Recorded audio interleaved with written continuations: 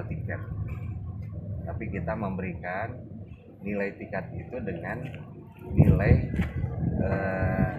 yang bisa didapat oleh dia.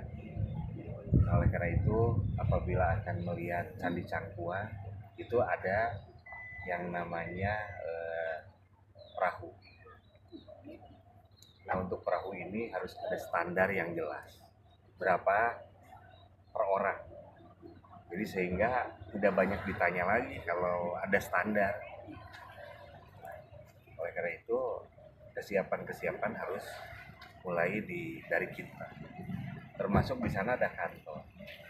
Sebelum orang sampai ke sana harus diberi rambu-rambu apa yang boleh, apa yang tidak.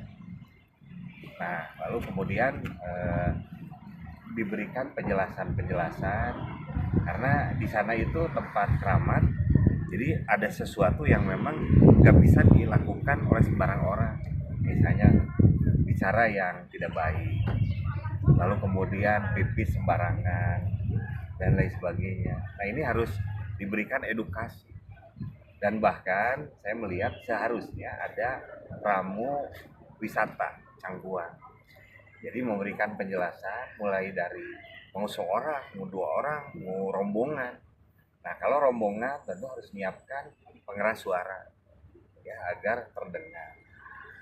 Lalu kemudian di sana juga harus mulai ditata dari, oleh, dan untuk kita.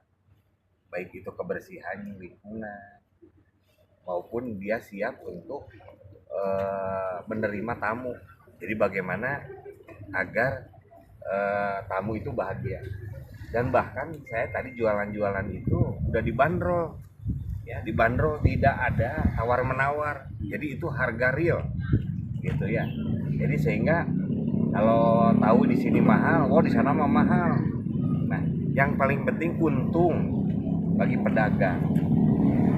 Saya ingin bandrolnya itu udah aja bandrol apa yang eh, dipatok gitu, tidak ada tawar menawar gitu. Jadi orang tuh membeli itu udah pasti gitu.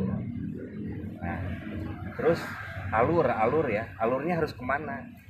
Mungkin ada alur pendek, ada alur panjang. Kalau alur pendek bagaimana, kalau alur panjang bagaimana, dan kita tanyakan juga mau wisatanya, wisata hanya ke Cangkuang aja atau melihat lingkungan.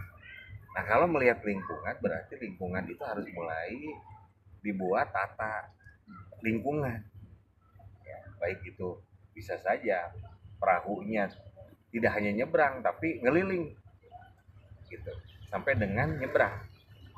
Nah, itu bisa di sana itu disampaikan cerita eh, Candi Cangkuang, lalu khasiat mandi Cangkuang, lalu kemudian konon katanya kalau berdoa di sini banyak rezekinya dan lain sebagainya. Bahkan saya tadi mencontohkan, misalnya masuk ke lingkungan candi itu, maaf ya, bukan ini. Saya lihat di Bali, itu dibuat sedemikian rupa. Misalnya ada bunga lah, ada sesajen lah, ada apa wangi-wangi menyan dan lain sebagainya. Nah, tapi bukan berarti kita musyrik ya. Ini hanya begini saja ya. Itu harus disosialisasikan dan masyarakat di sini juga menerima. Jangan sampai nanti dikatakan wah ini ada ritual-ritual yang dibuat dan lain sebagainya. Jadi ini ceritanya komunikasi termasuk dengan kuncen di dalam. Nah, itu diajak bicara, diajak berpikir untuk kemajuan Garut gitu. Mulainya dari apa? Dari Candi Cangkuang gitu. Nah, kalau saya yakin kalau diajak bahwa Candi Cangkuang ini adalah merupakan salah satu situs yang bisa membesarkan Garut, maka dia pasti akan, makanya sering diundang lah, sering dikomunikasikan dan lain. Jangan kita datang aja ke sini, bosan dianya, diundang lah ke pendopo, lalu dihitungkan. Nah, itu maksud saya